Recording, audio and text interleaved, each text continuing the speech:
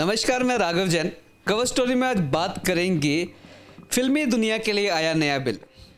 Film प्रमाण अपीलीय न्यायाधीश को समाप्त करने के लिए सरकार के निर्णय ने फिल्म इंडस्ट्री के कई निर्माता, निर्देशक और लेखक बेहद ही नाराज हैं। उनका मानना है ऐसा करना उनकी रचनात्मक को समाप्त करना है। फिल्म के निर्माता, निर्देशक अपनी फिल्मों में केंद्रीय फिल्म प्रमाण बोर्ड की काट छांट या उन दृश्यों को हटाने की मांग के विरोध में अब तक कानून द्वारा स्थापित FCAT का दरवाजा खटका सकते हैं, लेकिन इसे समाप्त करने के निर्णय के बाद ऐसा करना मुमकिन नहीं हो पाएगा।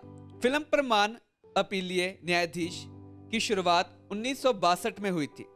दरअसल कानून मंत्रालय ने निर्माताओं, निर्देशक की अपील सुनने के लिए गठित इस संवैधानिक निकाय फिल्म प्रमाण अपीलीय न्यायाधीश को तत्काल प्रभाव को हटा दिया है।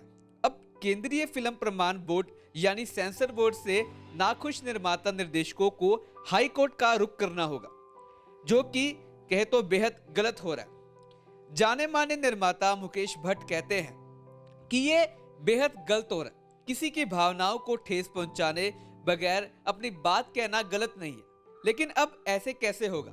सेंसर बोर्ड के फैसले से हम जब भी नाखुश होते थे तब हम FCAT के पास जाते थे। वो हमारी बातों को सुनता था, कभी फैसला हक में होता था, कभी नहीं भी होता था, लेकिन एक प्लेटफॉर्म होता था जहां पर जाकर हम अपनी बात कह सकते थे। अब CBFC की सर्व सेवा रहेगी, अब वो अपनी मनमानी करेंगे। मैं इसके सख्त खिलाफ हूं। मुकेश भट्ट कहते हैं कि जिस किसी ने भी यह फैसला लिया है उसे फिल्म मेकर्स को बर्बाद कर दिया है, क्योंकि अब CBFC के खिलाफ उसे अपनी बात रखी जानी तो उसे हाई कोर्ट जाना पड़ेगा। जज के पास पहले से कई अहम लंबित मामले होंगे। ऐसे में फिल्म के लिए कोर्ट में लड़ाई लंबी चलेगी। अब इंडिया फिल्म इंडस्ट्री की चाइनीज फिल्म इंडस्ट्री की तरह ही हो जाएगी। दोनों में अब फर्क नहीं है। अब निर्देशक और पटकथा लेखक को लिखने से पहले यह सोचना होगा कि जो लिखने जा रहा है क्या सेंसर बोर्ड की मंजूरी देगा या फिर नहीं। यही से उनकी क्रिएटिविटी खत्म हो जाएगी। फिल्म अनारकली ऑफ आरा के गीत, सरकार 3 के डायलॉग और Z+ का स्क्रीन प्ले लिखने वाले राजकुमार सिंह कहते हैं, ऐसा नहीं होना चाहिए कि मैंने देखा है कि सेंसर बोर्ड में कई लोग संवेदनशील नहीं होते। हालांकि कई लोग बहुत समझदार भी हैं वहां, लेकिन मैं इसे नजरअंदाज नहीं करूंगा। वह कहते हैं कि सेंसर बोर्ड में लोग सरकारी नीति से चलते हैं, वहां सरकारी तरीके से काम होता है।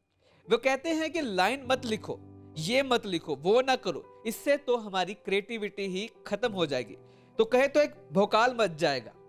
फिल्म में डालने से क्या बदलाव होगा? निर्देशक और लेखक बहुत अच्छी तरह से समझते हैं। वो इस बात को समझाने की कोशिश करते हैं। कई बार सेंसर बोर्ड समझता भी है।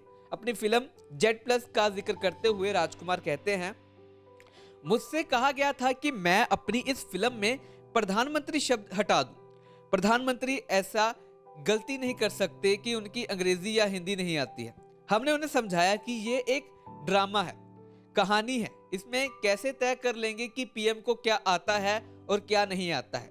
माना कि भारत के PM बहुत ज्यादा समझदार है, लेकिन भैया कहानी में किसको दर्शाया गया है ये बात कह नहीं सकते। पूरी फिल्म खत्म हो जाएगी। कहानी में प्रधानमंत्री और एक आम आदमी के बीच की दोस्ती दिखानी या एक लेखक की अपनी रचनात्मक कहें तो एक क्रिएटिविटी होती, लेकिन जब वो नहीं माने तो इसको STF में ले गए और वहां फैसला हमारे हक में आया। राजकुमार साथ में कहते हैं कि वहां आपको कई ऐसे अनुभवी लोग भी मिल जाएंगे जिन्होंने पूरी दुनिया की कई फिल्में देखी है। ये फिल्म गुरु है जिन्हें सिनेमा की अच्छी समझ होती है। सेंसर बोर्ड में मनमानी करने वालों की कमी नहीं है। राजकुमार आगे कहते हैं कि सेंसर बोर्ड में कई लोग अपनी मनमानी भी करते नजर आते हैं। सेंसर बोर्ड को लगता है कि हम सरकारी बाबू हैं तो हम कुछ भी कर सकते हैं। हम कहें तो क्रिएटिविटी को पूरी तरह से खत्म कर देंगे, क्योंकि वो एक कहे तो एक डायरेक्टर की या फिर एक लेखक की क्रिएटिविटी को समझ नहीं पाते हैं। राजकुमार भारतीय शादी की मिसाल देते हुए कहते हैं, जैसे शादी में दूल्हे की बुआ रूठ जाती है और पूछने पर मंजूरी नहीं देने की बात कहती है, वहां का भी हिसाब कुछ इसी प्रकार है कि वहां पर अगर कोई रूठ जाए तो अच्छी तरीके से जवाब नहीं मिला। मुझे और मेरे कई परिजन निर्देशकों और लेखकों के साथ ऐसा हुआ है। मेरे कई निर्देशक मित्र बताते हैं कि किस तरह से किसी सीन का शब्द को लेकर यहाँ परेशानी झेलनी पड़ी है। फिर अब जब अपील करने में STF गए तो उनके पक्ष में फैसला आया। लेकिन अब FCAT की भंग करने से फिल्मों की यह प्रक्रिया जटिल हो गई है। सेंसर बोर्ड को अधिकार देना उन्हें और मजबूर कर देगा।